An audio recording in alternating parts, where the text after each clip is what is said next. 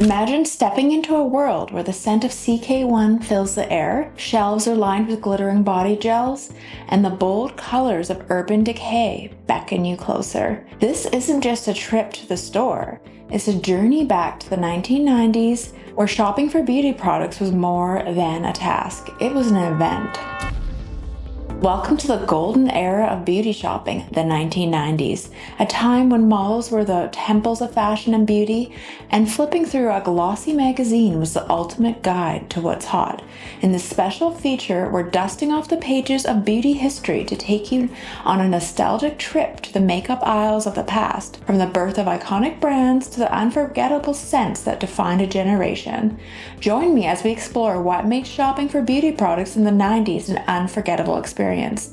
Let's dive into the vibrant world of 1990s beauty, where each product tells a story of innovation, rebellion, and the pursuit of self-expression.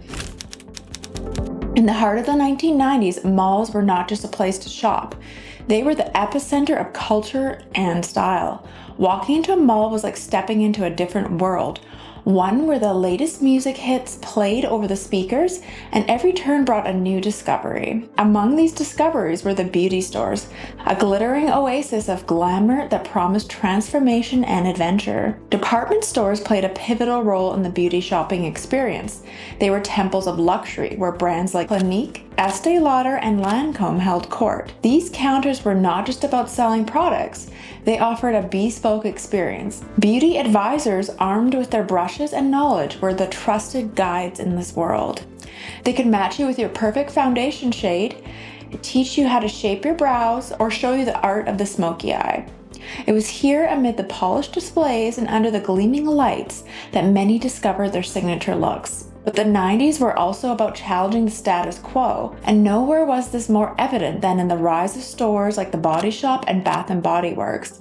They were not just stores, they were statements. The Body Shop, with its staunch stance against animal testing and commitment to fair trade, introduced consumers to the idea that beauty could be both ethical and indulgent. Their products, rich with natural ingredients and wrapped in simple, earth-friendly packaging, spoke to a generation increasingly concerned with the impact of their choices on the world. I feel like now the Body Shop is not the same. I remember going there in the late 90s, early 2000s, and it was super popular, and I feel like the products were a lot better. I think now they're closing 500 stores in Canada, so I don't know. I feel like it's just not the same. The stuff seems poor quality, in my opinion. And there's also Bath & Body Works, on the other hand, turned the act of bathing into a luxurious ritual. Their stores were a feast for the senses, filled with the fragrances of sun-ripened raspberries, country apple, and cucumber melon. Shelves overflowed with colorful bottles of shower gels, lotions, and sprays, making it impossible not to leave without a bag full of scented delights. It was a place where pampering oneself became accessible for everyday luxury. And let me know if you still shop at Bath & Body Works. I feel like it came into Canada maybe 10 years ago in the 90s and early 2000s. It wasn't here, but I know it was popular in the States. The beauty shopping experience of the 90s was also marked by the thrill of discovery. Without the internet at their fingertips, consumers relied on magazines, friends, and the expertise of salespeople to learn about the latest and greatest products. Finding a new favorite lipstick or the perfect hair product felt like uncovering a hidden gem. It was a time of experimentation where one could play with different identities through the transformative power of makeup and fragrance. Moreover, the introduction of makeup kiosks and standalone stores like MAC Cosmetics brought professional-grade products to the public. MAC, with its bold colors, unapologetic marketing, and commitment to diversity, catered to makeup artists, but quickly captured the hearts of the wider public. Their Viva Glam campaign, which raised funds for HIV and AIDS, exemplified the 90s ethos of activism and beauty intermingling. As the decade progressed, the landscape of beauty shopping continued to evolve, setting the stage for the innovations and changes of the new millennium. Yet, the essence of the 90s, a time of personal expression, community, and discovery in beauty, remains influential. It was a decade that reshaped the beauty industry, leaving a legacy of empowerment, creativity, and social consciousness that continues to inspire today. In the kaleidoscope of the 1990s beauty world, a revolution was unfolding right in the aisles of every store, setting the stage for products that would become legendary.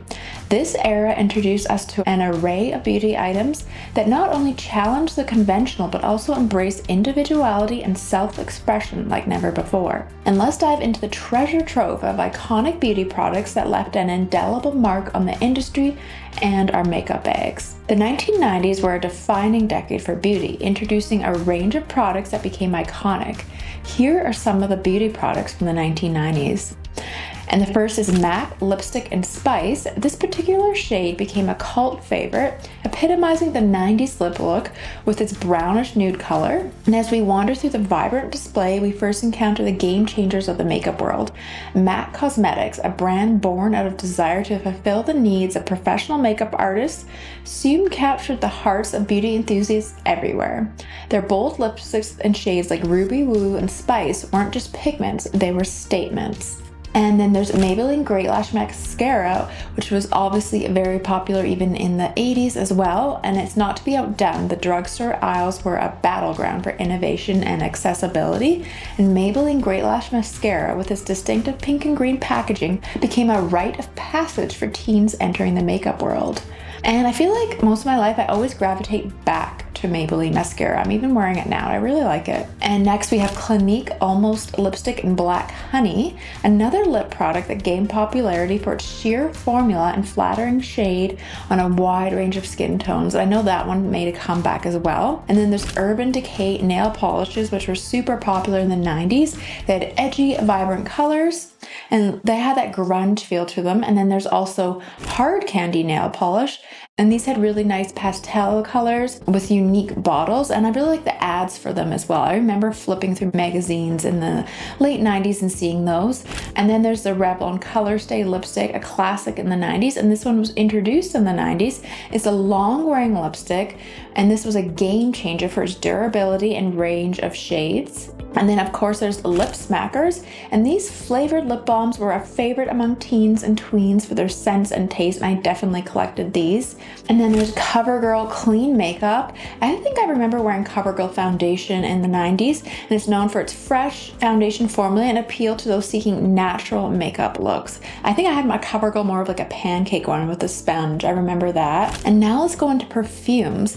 But the 90s beauty scene wasn't just about makeup, it was about adventure as well. Fragrances, particularly unisex ones, began to blur the lines of gender in a way that seldom was done before. CK1, with its fresh and clean scent, became more than just a perfume. It was a cultural phenomenon, embodying the unity of rebellious spirit and the youth of its time. It wasn't just worn, it was experienced, shared among friends, and became a hallmark of 90s identity. I actually really like the smell of that one. Now I kind of want it again.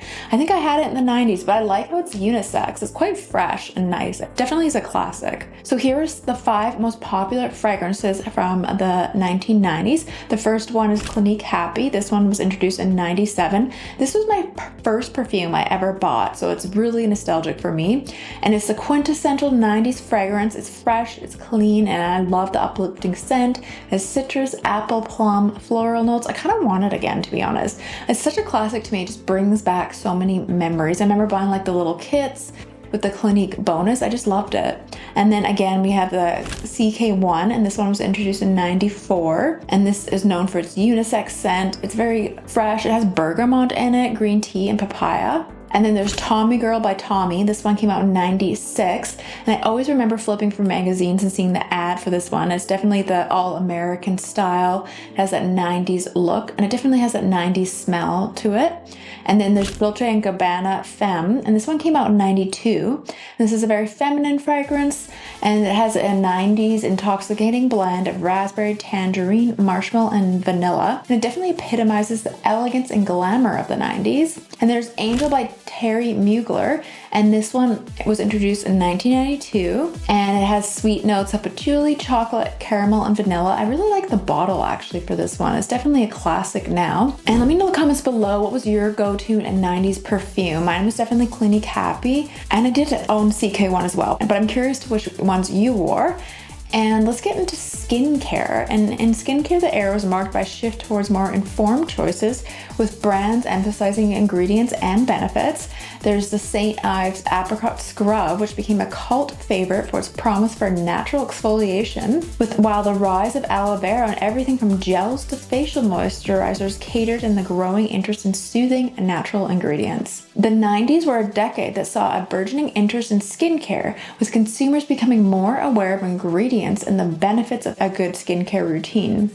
And did anyone use this St. Ives scrub? I feel like I had it in the 90s. I mean, I never really liked it, to be honest. I feel like it was really rough on the skin and kind of hurt. And then there's the Clinique Dramatically Different Moisturizing Lotion. I definitely had this in the late 90s. I bought it with my Clinique perfume. I just remember the little yellow moisturizer. I also had the yellow bar of soap in the plastic container. And then there's Neutrogena Rain Bath Refreshing Shower and Bath Gel. I definitely had the Neutrogena face wash in the yellow pump, but I never had the bath gel. And then I remember everyone buying the Body Shop tea tree oil in the 90s as well.